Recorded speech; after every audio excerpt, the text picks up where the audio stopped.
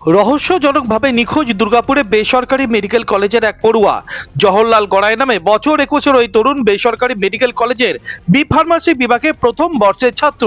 চলতি মাসের 4 তারিখ থেকে নিখোঁজ ওই পড়ুয়া পুরুলিয়ায় জয়পুর থানার রোপো গ্রামের বাসিন্দা।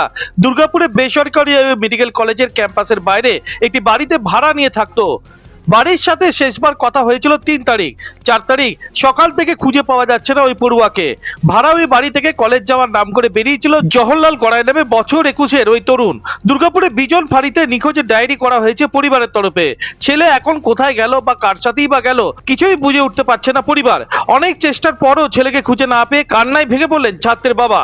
আর যে কোনো ভাই এনাদের ঋষিকেশে মিডিয়াকে এই খবরটা যে কোনো ভাই যেমন দিবেন স্যার, এটাই আমার অনুরোধ থাকলো। ঋষিক বিশ্বাস, আমার ছেলে আমাকে কোনোদিন আমার বা ওর মায়ের কান্না কোনোদিন দেখতে পারে না, সব দিন আমাদেরকে ভালোবাসে স্যার। আগে ভর্তি করেছিল পড়াশোনা করতে বি ফার্মেসিতে। তারপর এখানে ঠিকই পড়ছিল, যাচ্ছিল আসছিল। একদিন হঠাৎ আমার ছেলে মানে 3 তারিখে মানে আমাদেরকে ফোন করেছিল ছেলে। হ্যাঁ, কি বলবো, তো বলেছিল 8:30টার সময় ফোন করেছিল, কেমন আছি কেমন না, ঘরে ফোন করেছিল। আর বেশি বাতচিত করলাম না, পরীক্ষা ছিল সেদিন। আমরা বললাম এখন আর বেশি বাতচিত করবো না। তারপর 4 তারিখ নিখোঁজ হয়ে গেছে। তারপরে থানাতে ডায়েরি দিয়ে ইয়া করার পর আজকে ওর ভিডিও ফুটেজ পেলাম। দুর্গাপুর কি যে রেল স্টেশনে ওর ভিডিও ফুটেজ পেলাম। কোথায় গেছে কি বলছে পুলিশ? এখন কোথায় গেছে সেটা পুরোপুরি পাচ্ছি না। মানে কি যে ও 4 তারিখে গেছে। 4 তারিখে ওইখানে যে দুর্গাপুর স্টেশন আছে, স্টেশনের একটা এটিএম থেকে 3000 টাকা তুলেছে।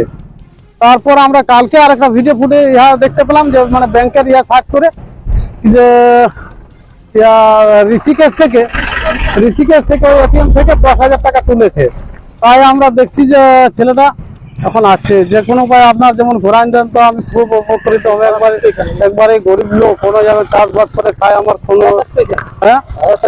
ভাড়া থাকতো ওই কি যে ধীবরপাড়ায় থাকতো, ওখান থেকে।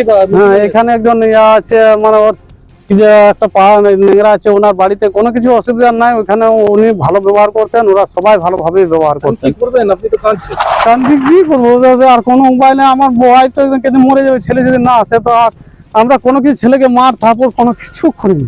খুব ভালো পড়তো, খুব ভালো আমাদেরকে খুব মানে ইয়াদ দিত। মানে যে কোনো উপায় যদি পারে না এনে দিতে, তা আমাদের বহুত বড় উপকার হয়। আমি সারা জীবন কি করবো সে আমি কোনো বুঝতে পারছি না। আর ওয়াইফকে কি করে রাখবো, কি দিয়ে রাখবো। একদম একটা ছেলে ছিল, সেই ছেলেটাই আমার আয় পাচ্ছি না। কোলটা ফাঁকা হয়ে গেছে। দুর্গাপুরের শোভাপুরের ওই কলেজ কর্তৃপক্ষ তাদের সঙ্গে যথেষ্ট সহযোগিতা করেছে, পুলিশও তাদেরকে সহযোগিতা করছে।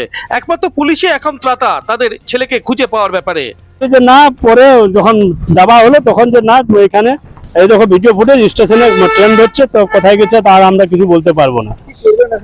কি করবো, পুলিশকে বারবার বললাম যে কোনো উপায় আমাদের এটা খুঁজে দেন। আমাদের কোনো উপায় নেই, আমরা পারবো না সেরকম জায়গাতে থেকে খুঁজে আনতে। পুলিশের এখান থেকে ওখানে পুলিশকে যোগাযোগ করে আমাদের ছেলেটাকে মানে ইয়া করুন, ফোনের মারফত হোক, যে কোনো মারফতে হোক, ওকে এনে দেয়।